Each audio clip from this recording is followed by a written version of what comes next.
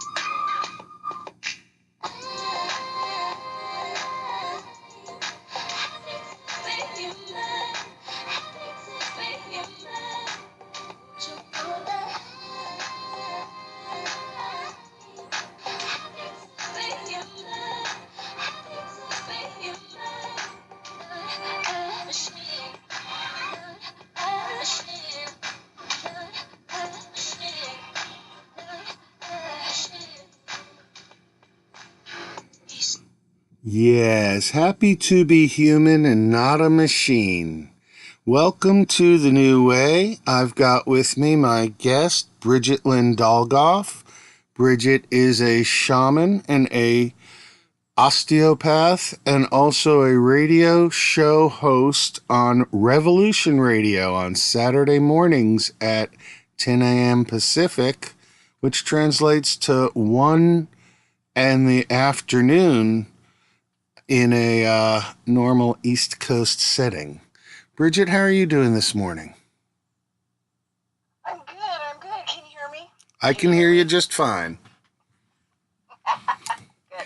We've had some technical problems already on air, but with Mercury in retrograde, we start with technical problems. So everything's working fine now. Well, and we're headed for that next eclipse, right? And kind of in the same ballpark on August 11th. So, This is, along that pivotal point between Aquarius and Leo again. There have been 3 eclipses now, or this will be the 3rd eclipse of the sequence?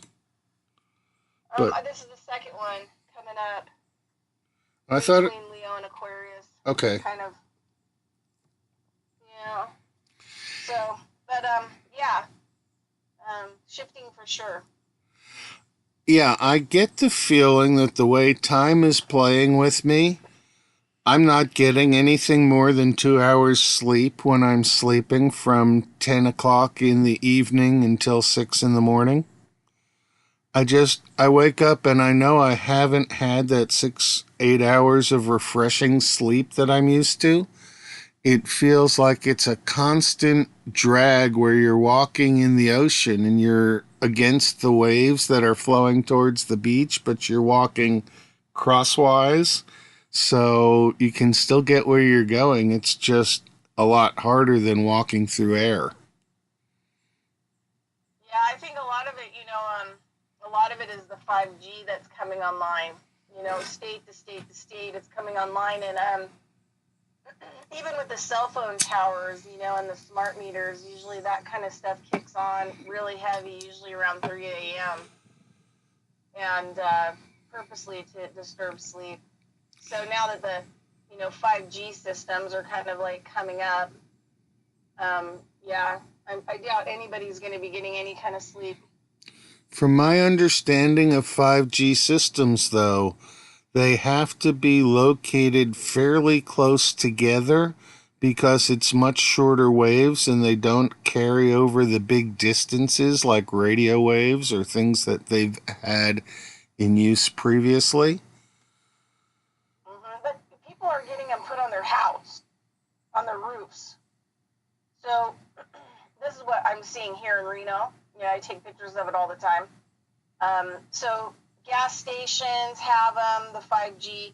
They're like, cylinders that are sitting on top of, like, let's say, light posts and stuff like that.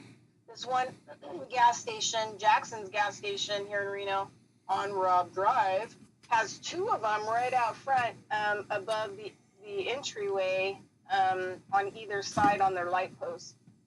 So they're also putting them on top of electrical billboards. They're getting private property people to put them on top of houses.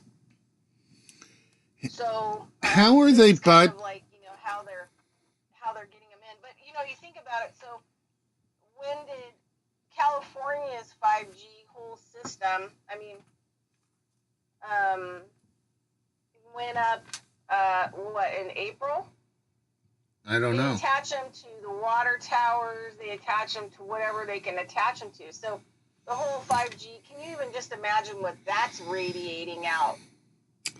It's one of that's got a whole state with 5G, even though it can't go very far, but the collective of all of that, energy and, what that's going to radiate out to all over. Yeah, especially in the beginning, they said they didn't turn it up very high. Recently they turned it up max. Well, you know how they're building a border wall with Mexico? I understand that Oregon is building a giant mirror on the California border to reflect all the 5G back into California.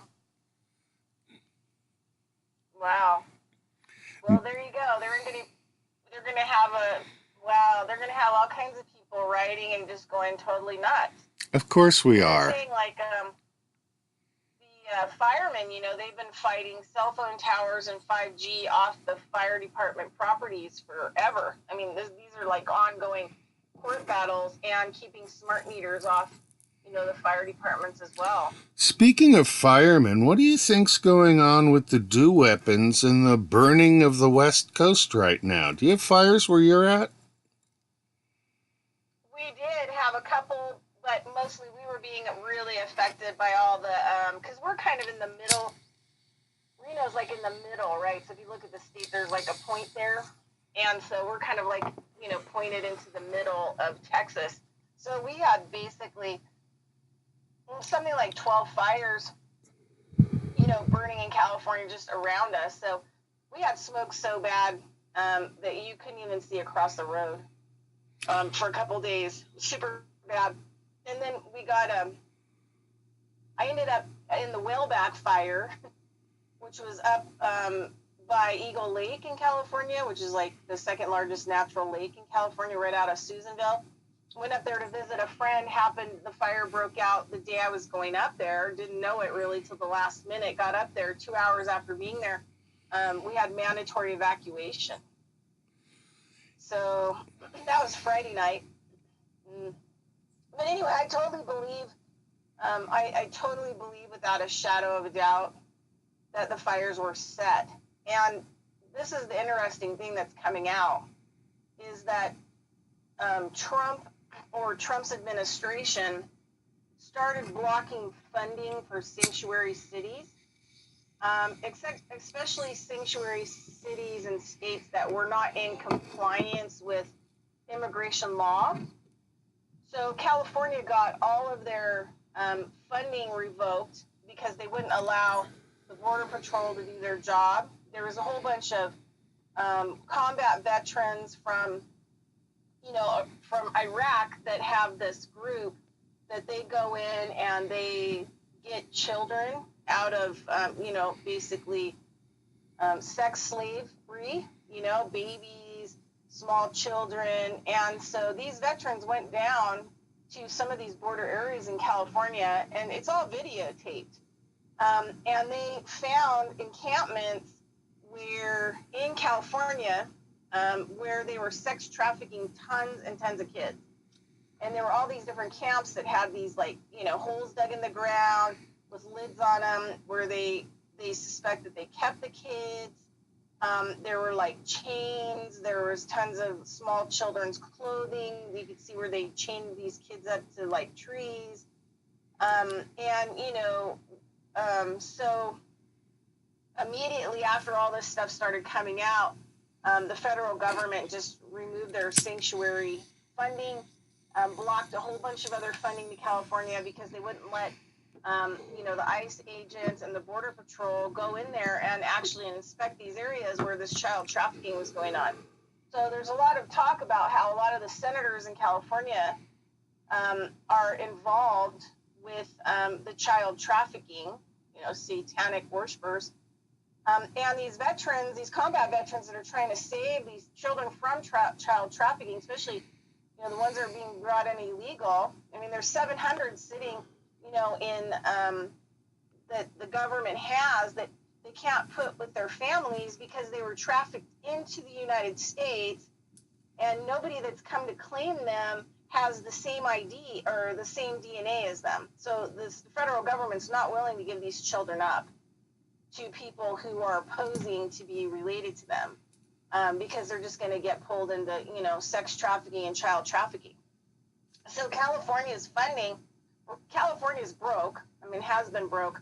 Needs these fundings that it's getting, but now a lot of funding for California is being restricted. And so they're setting fires and burning it to get the fire emergency money. Exactly. So that's kind of what's happening. But have you seen Trump or anybody say, oh, yeah, we're going to get them federal aid? No. Anything that usually happens, you see, you see it happening really fast, oh, we're going to get them some, it may not be a lot, or we'll get them some emergency hurricane funding, but you have not heard not one thing coming out of the federal government that they're going to get California some state of emergency federal funding. Well, you know how Great Britain voted last year to have a Brexit. What I've heard is that there's rumors of a Calexit, and that California is going to secede from the United States and split itself into 3 states. One state that is basically LA and San Diego, a second state that is the northern portion of the state that is sort of like Oregon South, and then the third is San Francisco and the whole rest of the middle of the state. Well, it's actually Calexit is different than that. I mean, that's before, that kind of stuff's before Calexit. But Calexit actually is going to be split down the middle of California, and the inland part is going to be given back to the native people and all the tribes who originally owned it. And it's not going to be a reservation. It's going to be, native owned and operated land. The whole coastal areas all the way down, the white, the other people will be able to have. Because, and this also might be another thing that's, being fought over as well. Well, I'm under the impression that the best thing that would happen for the United States right now is to do the same thing as the Soviet Union and break up into 15 to 20 different countries and let all those countries operate as the states do, but as official countries and making their own deal with the rest of the world. Okay, well, the best thing that could happen for the United States is that the Federal Reserve completely die. Yay! And the current fiat system, totally go in disarray. And that may mean that we don't have electricity for a while. That may mean we don't have food for a while. That may mean that the whole country ends up getting burned down. But there has to be a severe shift into living sustainably, because we cannot continue to buy the things that we're buying and throw away the amount of garbage that we're throwing away. There's no place to put this garbage. And everybody needs to kind of go back to a model where they're growing something. They're responsible for some type of food that they put in their mouth, and shared food. Yeah, this year here, it has been so hot that every vegetable plant that I've grown in the garden is weakened or stunted, but all the herb plants that grow by themselves and don't really need watering and attention are doing really, really awesome. The blackberries are ripe, but some of the blackberries are already dried out and not really tasty, and they've only just turned ripe within the last week. So, well, the thing is what you're seeing is that it's called, it's UV burning. Sure is.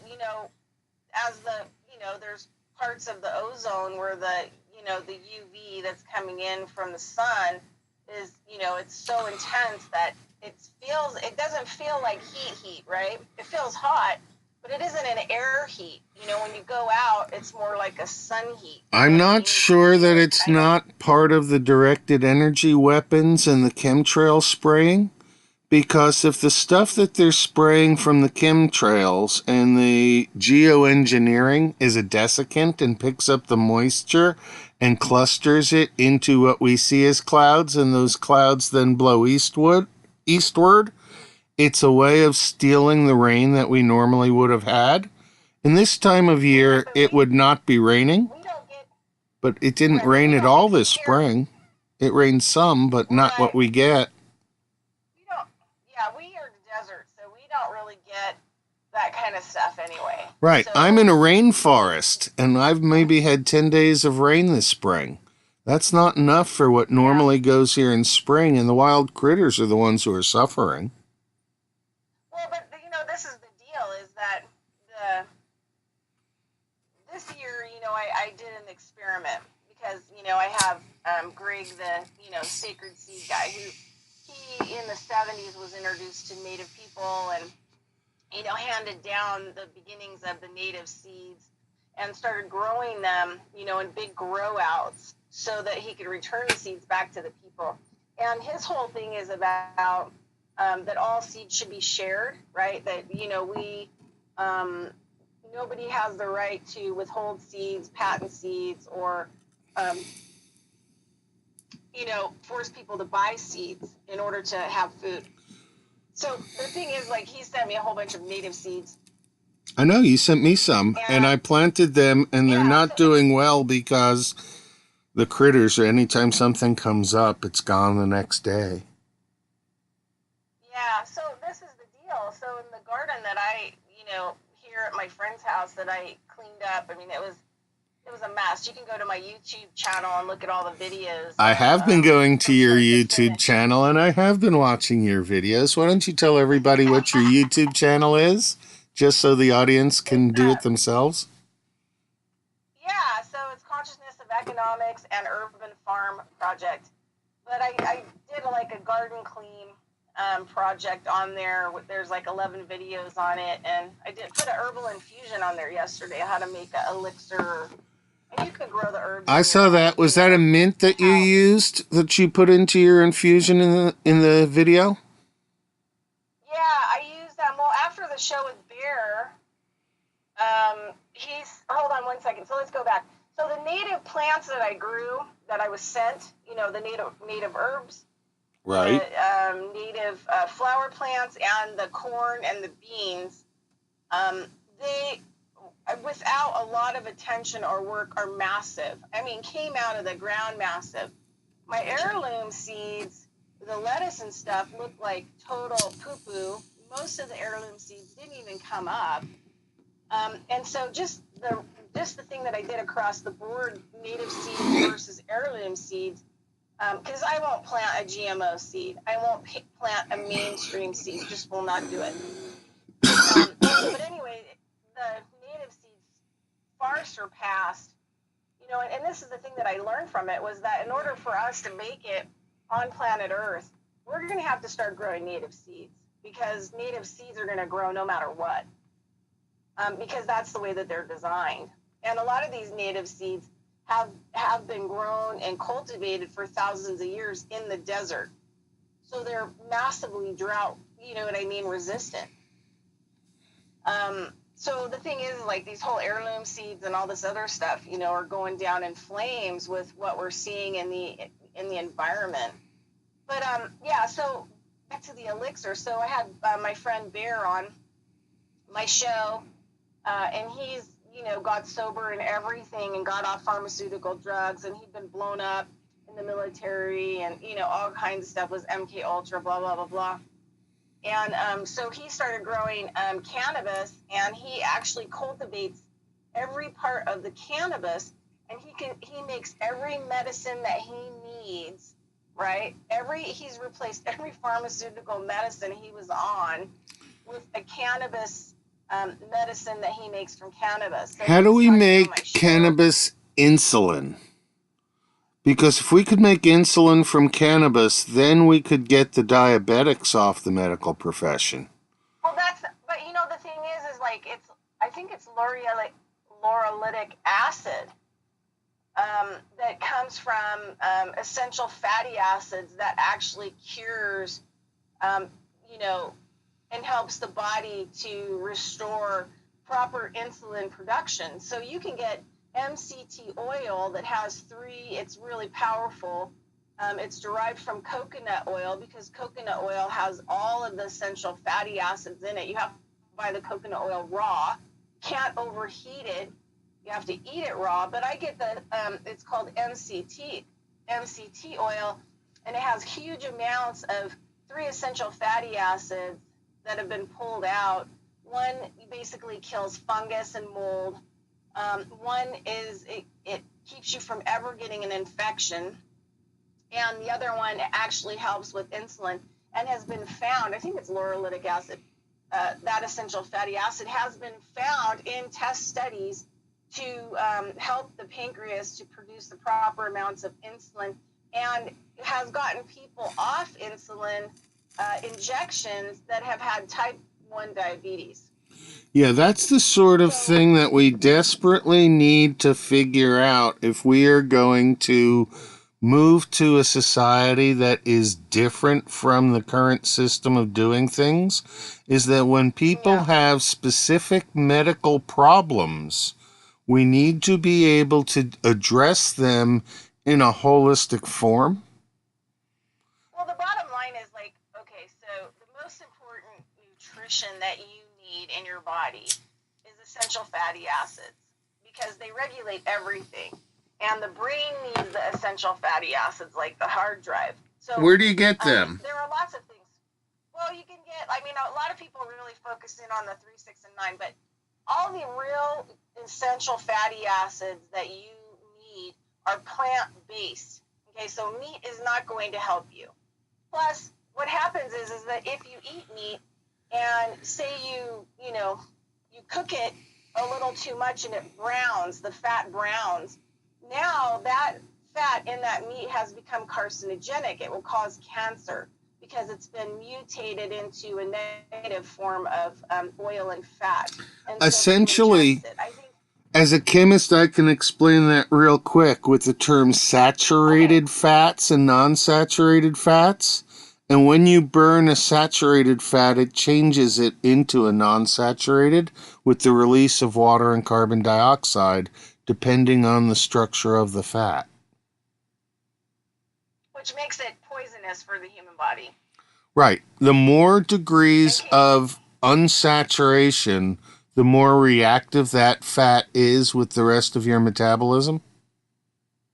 Right. And so it can cause like RNA, long-term RNA damage by, eating the negative fats that are kind of not good for the system. So I'm not saying people have to get off meat, but you have to have plant-based. So one of the things, like recently, I've been this lady had me come and work on her horses. And, I do hands-on, like, I adjust horses, like physically. And I do a lot of, whatever I do on people, I do on them. So, and I do a lot of consulting for animal health. But one of the things is her horses, the fur is like terrible because it's a hay diet. It's not even grass, like a grass diet. So we'll just talk about horses. So horses, if they had a pasture, they would go around in the pasture and they would eat all the plants that grow in the pasture. Now, there's going to be poisonous weeds, noxious weeds, but they'll go right around them because they've tasted them before, they've smelt them, and they know that it's not good for them. They'll eat the other stuff that grows in there, all the other different weeds that are super good in the grasses. And so there's lots of different plants that grow wild that are weeds. In biodynamics, one of the things that you'll find a lot of biodynamic farmers, we cultivate certain kinds of weeds to eat because they turn out to be some of the highest nutrient density plants. And they're resistant, to a lot of different stuff. One of them is purslane, and it's kind of a succulent kind of a weed, and it tastes pretty good, but it has like the highest amount of, and it grows all over. There's no place that I haven't found it grow in some way, shape, or form across the United States. Isn't that It has the highest. Wasn't purslane what we took out of the garden area when we established it as the garden area? No, because it had already been plowed when I got there. Oh, okay. The garden area. So I didn't see anything there. But anyway, so purslane, it has the highest amount of 3, 6, and 9 essential fatty acids per volume of food. So this would grow in grass and pasture, right? So a horse would eat it. So a horse would be getting, all of its essential fatty acids, right, that it needs because of all the different things that grow in the natural grass, if it was an actual natural pasture. But then you feed them hay, and so it's dried, and there's no nutrient left in it. And if there's any plant matter in there other than the hay, it has no value, no worth, because most leafy plants have no nutritional value after 3 days after they're picked. So even hay is not going to have any nutritional value for a horse. And salad that you're going to buy in a grocery store has long been depleted. It's probably like a week out. I mean, at best for organic produce, that before you get it, right? I mean, you may stock it in the store from local farmers, like it was cut yesterday, but we have it in the store today. Well, it's only good for one more day. And because a lot of this stuff is hybrid, even a lot of organics are hybrid, it may look like the lettuce is in pretty good shape. So, I mean, animals and people, are all facing kind of the same thing, a lot of massive nutrient depleted diets. And in America, it's more of a meat-based diet, and that fat is not helpful for your brain. I mean, let's think about it this way, because I get in these arguments with nutritionists all the time. They want to say, well, you need that meat fat for your brain. It's like, okay, well then, how come the meat fat clogs the arteries and clogs the oxygen intake to the brain? Because the only thing that clogs your arteries is cholesterol, which comes from meat. And I'm not saying, don't eat a meat diet, but what I'm saying is like, sometimes we have to reevaluate our diet, and then maybe, if we do have a place to grow a little bit of food, we should at least eat 25% of our diet from our own place where we're growing food. And, you know, I worked on this project for a while that never really